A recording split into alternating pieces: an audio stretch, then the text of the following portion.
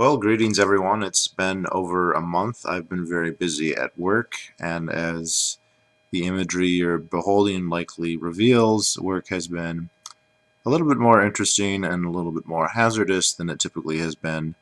I don't have a ton of time here. I have a few days off, and I just wanted to put out a quick update. I don't want to say everything that happened for a couple of reasons. I have recorded other video about what happened, but I don't know when or if I will upload it. Suffice to say, I'm having a few days off because there was an explosion at work that enveloped my entire upper body and burned my face, burned off my hair. I'm starting to blister pretty bad on my nose and ears. Um, Suffice to say, you can see I was wearing safety glasses, so there's a clear line where I was protected. My eyelashes and my eyebrows were all singed. I was wearing a hard hat, so the top of my head was okay, but the hair around the edges, all burned and singed. It actually protected me, so like my forehead was not burned. The tops of my ears were not burned, but the lobes were. Yeah, you can see the neck pattern here. This is essentially it's kind of hard to describe. I find it very tricky to talk about what happened with people who are not familiar with oil rig jargon. It's very difficult to conceptualize what happened without a decent understanding of the mechanics of an oil rig. Um, Basically, there was a flow line shooting out pressurized air mixed with rock cuttings and mud, which should be normally fairly safe, and somehow it was also shooting out a large amount of methane and isobutane from the ground.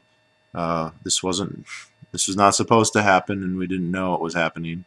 I was in the vicinity. It's part of where I would work. I would go there to collect samples, and it's still unknown. It's still being investigated, but there was a spark, and very quickly there were, instead of just shooting out rocks and mud, it began shooting out huge amounts of fire, and my face was approximately 5 or 6 feet away from this. So there was a flash explosion.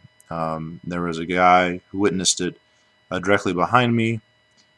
He was sitting in the cab of a front-end loader.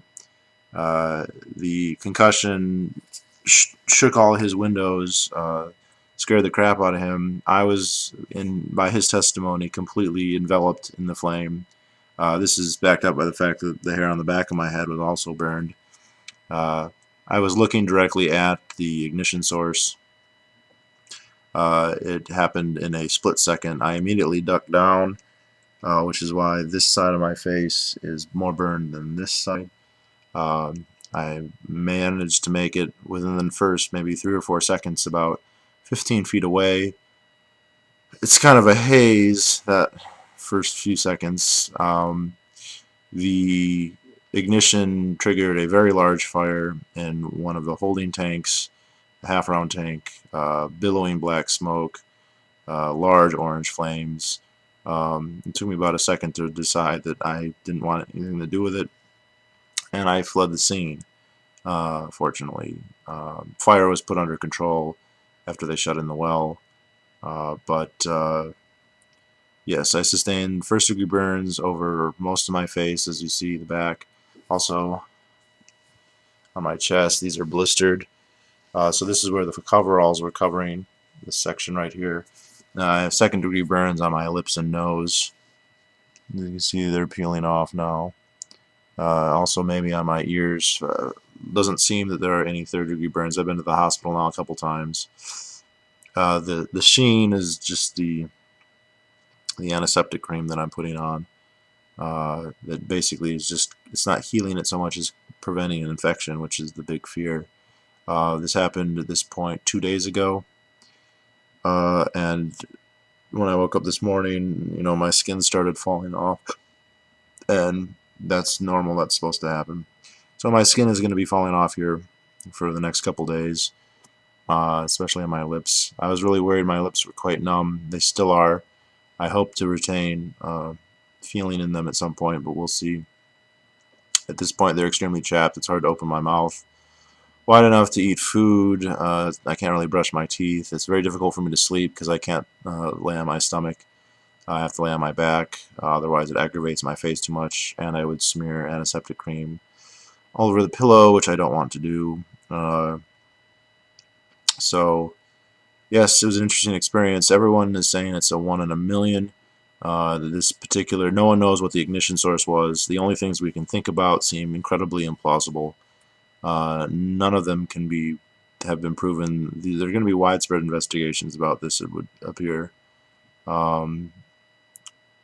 Fortunately for me, I was wearing all the protective equipment necessary: gloves, steel-toed boots, hard hat, glasses, and these are actually larger glasses than most people wear. I was also wearing a gas detector on my waist that detects poisonous gas, and flashpoint LEL, lower explosive limit hazards. That actually went off as I was running away. That's the first I heard it. It may have gone off before that, but I don't know. It's a little behind the ball there. Safety man on site was concerned. He didn't say so at the time, that I may have inhaled the flame. If that had happened, my throat and lungs could have very easily swelled, and there is a high probability that I could have died. As it happened, I did not. I'm gassed, and all my wounds, graphic as they might be, are superficial and should heal on their own within a week or two. Yeah, so it was bad. No one else was harmed. Again, they're still trying to figure out what it is. I'm taking a few days off. I'll be going back to work. I will not be working on the rig. They brought somebody in to basically do all the work on the rig for me, and I'm just going to be in the office. Doctor's orders. I can't go in the sun very much. Can't get exposed to. I have to keep exposure to potential pathogens to a minimum, and also, I don't have any trepidation about going out there, but they have trepidation about me going out there, sending me back so quick. So, yeah, interesting. I'll have more. I have several videos that I have recorded that I'd like to upload.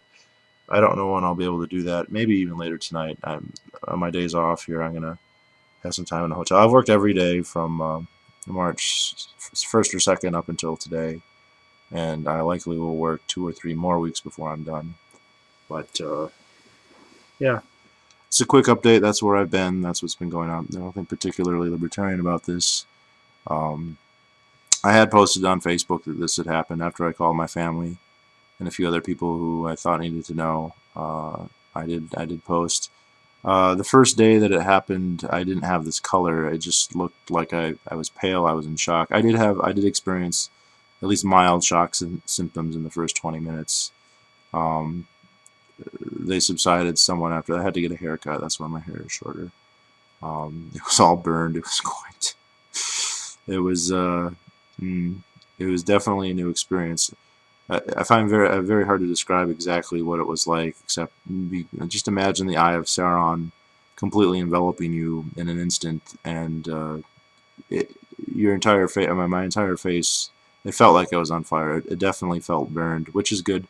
If it had actually melted the flesh off, I probably wouldn't have been able to feel anything. And that was a concern of mine. I knew I was burned instantly, but I could not look at myself, so I didn't know if my flesh had melted off, or been blistered off, or charred off, or if I simply had, felt heat that might not necessarily have been that bad. At the time, I did not know even if I had been enveloped. I saw a blast, and it could have enveloped me. It could have just been in front of me, for what I know. From the second eyewitness, it did completely envelop my upper body. Anyway, as I was fleeing the scene in a rapid fashion, I did pass a couple other people, none of who gawked at me, which indicated that I likely still had flesh on my face and wasn't just a Skeletor impersonation, and that was reassuring.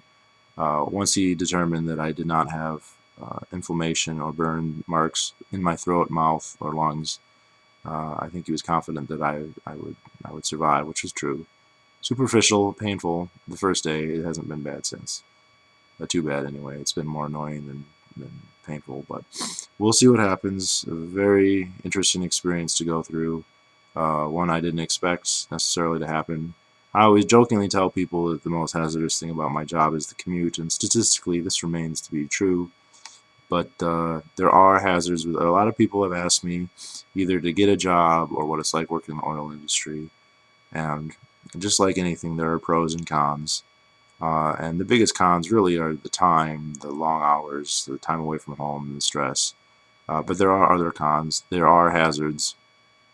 I don't know many other jobs where you're having an exploding fireball envelop your entire body is particularly likely. There are other things that are even more hazardous. I think being on the roads for extended periods can be extremely hazardous. But yeah, this was definitely an eye-opener and a eyelash burner. I think I must have blinked my eyes. There's nothing happened to my vision. No, nothing's happened to my sense of smell or taste.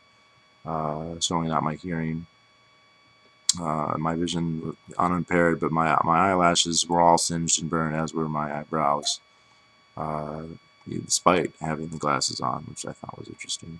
Hairs actually burned the inside of my hard hat. I still have it, but the inside is a ring of burnt hair in it, which is kind of a reason not to wear it, I think. So anyway, that's what's been going on with me, and I'm fine, pretty much. There are injuries that are still lingering. We'll see how much they persist. But you're looking at most of it right here. As you see, like this side is not near so bad. This side, you can see my neck must have been folded or something to get that fire pattern, unless that is actually an indication of the licking of the flames, but I don't think so. It's very hard to tell at this point. So anyway, yeah, a little excitement. It hasn't been all boring for me this time. I know a lot of you think I just sit around making YouTube videos, and yeah, sometimes I do, but not always. So anyway, that's it, and I will talk to you all later.